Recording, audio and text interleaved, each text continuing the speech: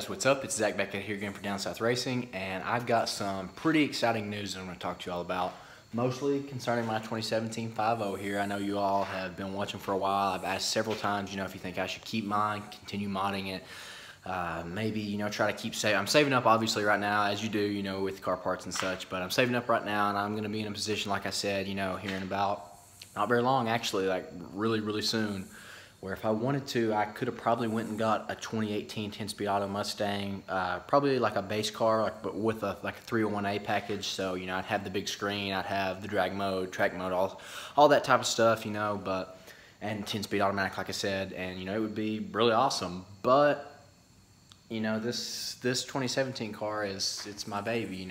It looks, for the most part at least, the way that I want it to look like, and I would do these same pretty much exact mods to a 2018 if I got it, but a 2018 would be just, that much more. And don't get me wrong, I'm not saying that I don't want a 2018, because, they're awesome for what they are, stock for stock, like they just completely murder a 15 through 17 car, even 11 through 14. But I'm going to talk to y'all about what I'm about to, really soon I'm about to order some stuff for this car that's going to make it very competitive at least, and I'm going to do a series on, if you have a 15 through 17 car, but you want to make it faster than an 18, these are the things you're going to have to do. So we'll get into that right now.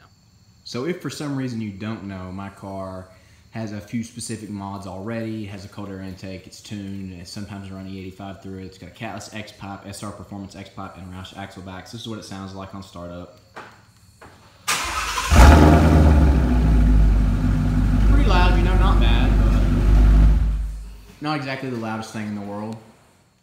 Car also has a RevX tuner right here. I'm tuned by VMP currently. Could possibly be switching that though. VMP's customer service isn't the best, but their tunes are pretty good. So we'll see, what goes on, but that's for future. And then we'll pop the hood down here. Show you that.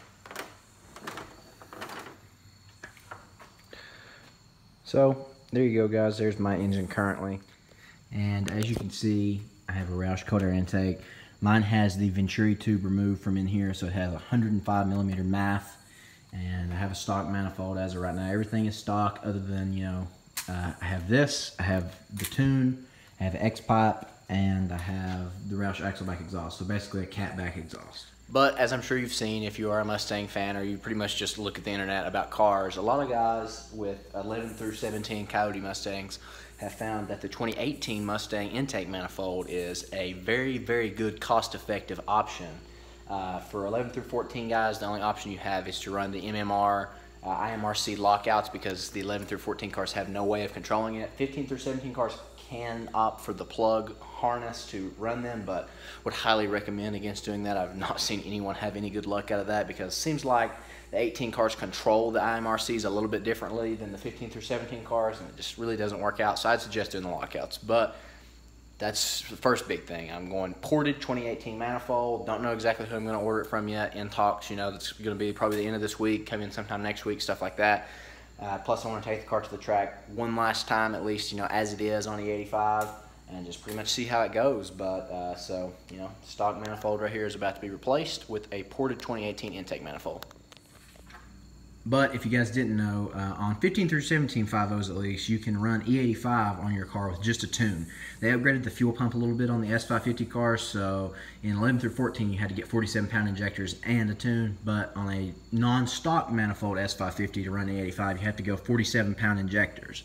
And so you can't really see the injectors, but they're attached to this right here. This is your fuel rail, and so I have also opted to go with 47-pound injectors, or I will be opting at least to go. I haven't ordered it just yet, but I'm going to in the coming days, waiting to get paid, that life. But so up front at least, I will be doing the 2018 manifold ported with MMR lockouts, or I might even make lockouts myself. I know you can do it, and I know there's guys who do it for cheaper, but they've been kind of getting shut down, at least because MMR holds the patent on it, and they've been shutting those guys down. So pretty simple. I mean, the only difficult part will be the vacuum lines on the 2018. I'm going to put it, install it myself, me and a buddy.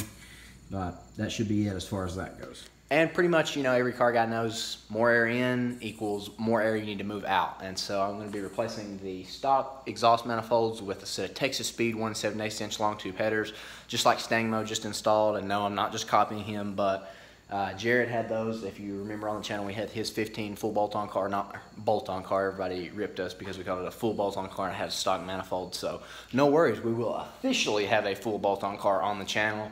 And so the 1 7/8 inch catless long tubes gonna get tuned. I'm not exactly sure what I'm gonna do in terms of the tuning situation. For VMP to redo the tune, it's $50, but I've not had good experience with VMP's customer service, and it probably take at least a week. It's like 7 to 10 days to get the tune in, so that's not bad. I just have to order it, about the time that I order everything else, and so that way when everything comes in, I'll have a couple days to get everything sorted, figure out where I'm going to put it in at and stuff like that, what garage, all the tools I'll need, and that way should just pretty much work out. But as far as that goes, I'm not 100% sure. I might just get VMP to do the 93 tune for me and take it to Blank & Chip Tuning up in Louisville, Shelbyville, Kentucky, and have Lee do the E85 tune, so I know that the car is running at its maximum potential at the track. I'm shooting for 11s, guys. I'm shooting for 11s on street tires. Now, I have large street tires. They're pretty sticky. They obviously hook up very well, but I'm shooting for 11s, as the car said, stock suspension, just these tires. So it's a goal, at least. So obviously next, I'm sure some of you at least will be wondering, why would you do that? Why would you not do Cobra Jet? Why would you not do GT350 intake manifold? Why would you not do a different set of long tubes? I don't know. Everybody likes to ask questions on the internet. As far as the long tubes go, personal experience. Jared's long tubes they're $700 from Texas Speed. I'm trying to get hooked up with a company, get a deal. Obviously, like, hey, have a YouTube channel, I'll rep you guys, and you know how that works. They're $700 plus $25 shipping is the cheapest I've found them, and for the quality, that's just pretty much just incredible. Every other header that's not crap, I'm not just saying that, is 1,000 plus. And so I could just do Speed Daddies, I guess, if I wanted to, but they're 1 5/8 inch headers, so a lot of people don't know that. They're only like 1.63 inches, the diameter of the inner part of the tubing. Texas Speed, it's going to be 1 7/8, so it's going to be like 1.875, so that's a big difference in terms of airflow. Times that, that 0.24 difference times 8, that's almost 2 whole inches of diameter if you count all 8 headers. So that's pretty crazy. So that's why I'm going with those. Just personal experience. Stang Mode obviously likes them as well. Texas Speed has incredible quality, in terms of, a lot of people know them from the LS, LT world, LSX world, but they just have incredible quality, and I've seen them on Jared's car, seen what they could do, so obviously I want to do that with mine. So then we get into the ported 2018 manifold and the injectors, and like I said, I have to have the injectors to be able to run E85, but so that's just just what I need. Now, as far as going with the ported 2018 with the lockouts, it's the best cost-effective way of making some real serious NA power. A GT350 manifold is $1,100. A Cobra Jet is $1,000 plus the $500 installation kit, and you have to get a whole new cold air intake system for it. This is 2018 is just going to be pretty much just drop in. Obviously, like I said, I'm going to have to, there's a situation at least with the vacuum lines and stuff like that. I have to put the lockouts on myself and possibly have to adjust my cold air intake, how it sits in here, to make sure that I have good hood clearance and stuff like that. But other than that, guys, the 2018 manifold just honestly puts out some seriously good power. I know a lot of you probably watch VMP's shootout with the manifolds, and you've seen that it did technically make a little bit more peak horsepower than the Cobra Jet, but I have a sneaking suspicion that that might have been a marketing ploy to sell more 2018 manifolds because they might make more money off of them. Because it looked to me like they didn't rev the Cobra Jet all the way out, and it looks to me also like the calibration wasn't good, and they didn't test it ported Cobra Jet, which would obviously, I feel like, blow the other ones out of the water. So if you're going max effort, NA, obviously you're gonna have to do some cams, ported heads, ported Cobra Jet, stuff like that. Custom dyno tune, probably just do long tubes with dumps, but that's not me. I drive my car every day, and I feel like the 2018 manifold is gonna get better drivability and stuff like that, but I'm gonna do a review. It's gonna be a whole series. I'm going to be the first person, I think, at least on YouTube, to take my car to the track. That's, my car's been to the track while it was stock. My car's been to the track while it's been tuned on 93. It's been tuned on E85. All stuff like this is going to be tuned on long tubes, ported 2018, stuff like that. And so that's a pretty good, I'll be the proof. If it does good, then it does good. But I'm somewhat in with a shot, guys. Let's go ahead and tell you, of being the fastest, after all this is done, street tire, stock converter 6R80 2017 car. So the fastest I've seen thus far is 1184. My car's been 1250 right now in like 2200 DA. And we're about to go up to the YouTube call out at Maple Grove, one of the fastest tracks in the United States, on October 20th, which is good fall weather. So if we could get some good DA on a good track, I think that number's not out of the question. I'm not going to say it's going to do it because, you know, that's pretty quick, honestly. That's about as fast as any of the fastest stock 2018s have been. So we'll just have to see, but now at least you know why I'm doing what I'm doing. The next round of cosmetic mods for the car, I'm going to get the roof wrapped black. That'll probably be, you know, later on down the road. The mirrors wrapped black and my hood vents wrapped black just, you know, to be different. So the next thing after all this gets done, I'm going to do some BMR drag springs, which will make my car go from sitting like that to kind of like this. And that way, you know, the front gets lowered down about 1.2 inches. The back is only a ½ inch, so you can fit a big meaty tire under there. And the front springs are like 900-pound springs, and the rears are like a couple hundred pounds, 300 pounds, something like that.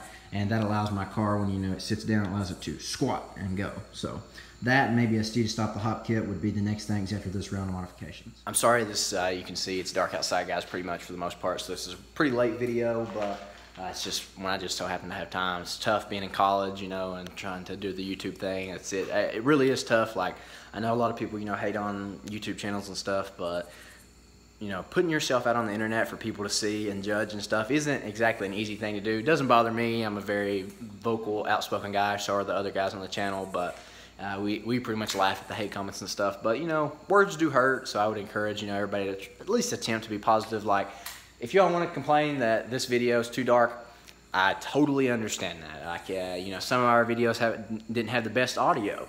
It was because I wasn't really good at using the GoPro, if I'm 100% honest. And I was putting my thumb or my other finger when I was holding it over the mic. And so I've addressed that, you know, I fixed it. Do I need to get an external mic? Absolutely. But like I said, I'm in college. I'm not rich by any means. I've been saving up for forever to do this round of modifications that I'm about to do. And so, you know, other stuff comes with, you know, the growth of the YouTube channel. We're monetized now, making money, just, you know, a little bit of money, nothing crazy at all, just a couple $100s. A little over that a month or so, you know, between $100 and $200 a month now. So that's not bad by any means, but especially just for, you know, putting videos of yourself out on the internet. But like I said, guys, just, you know, try to be more positive if you can. I know it's a struggle for some people, you know, everybody's just a hater, but like I said, just attempt to at least be nice sometimes. But guys, that's gonna do it for this upload right here. Let me know what you think about the mods that I've chosen to do. Let me know comment down below your guesses as to what the car run. Like I said, the car, well, here, I'll run you down from the beginning. The car went 1276 at 111 miles an hour, 110 miles an hour, sorry. 110 miles an hour on a stock.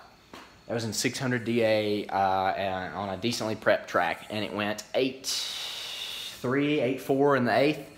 Car's been 8.1 in the 8th, and that was at an 8th mile track. That was at Gallo Motorsports down in Benson, North Carolina, at a really awesome track. It was really hot that day. It was, again, you know, 2000 DA plus. It's been 12.50 at a crap track and 2200 DA at 113 miles an hour on the latest round of modifications. I probably even will take the spoiler off because I did that the last time when it did do that, and it picked up over a mile an hour, so that's pretty good. It actually only went 8.2 in the 8th and still went 12.50, and the car's been 8.1 in the 8th, so we'll have to see. But guys, subscribe if you haven't already for more videos like this. We put out a video every other day at a minimum, you know. And drop this video a like, guys, if you don't care, down below. It helps us out a ton. Comment down below. Comment, let me know what you think of the video, what you would like to see as far as product reviews on the stuff that's coming out. I'll update you guys about when we're going to the track and stuff. But one last thing. You can see I'm repping my guys from Modify Mustang, their owner. He gave me this shirt down at Mustang Week, and it's really cool. I don't know. I'll have to show you all the back here in just a second, but this is the back. Nice shirt. Really cool guys. So, you know, check them out. I've ordered some stuff from them, and, you know, I'll let you know about what company I ordered this stuff from eventually. But, guys, it's time to go full bolt on and start, you know, making this car fast at least. You know, I know it's not going to be boosted, so it's not going to be fast as far as everyone else is concerned, but it's going to be fast to me, and so that's what matters. And I love my car. I can't wait to see what it does. I hope it performs well. Stick around and watch, though, guys. But until then, peace out, and I'll catch y'all next time.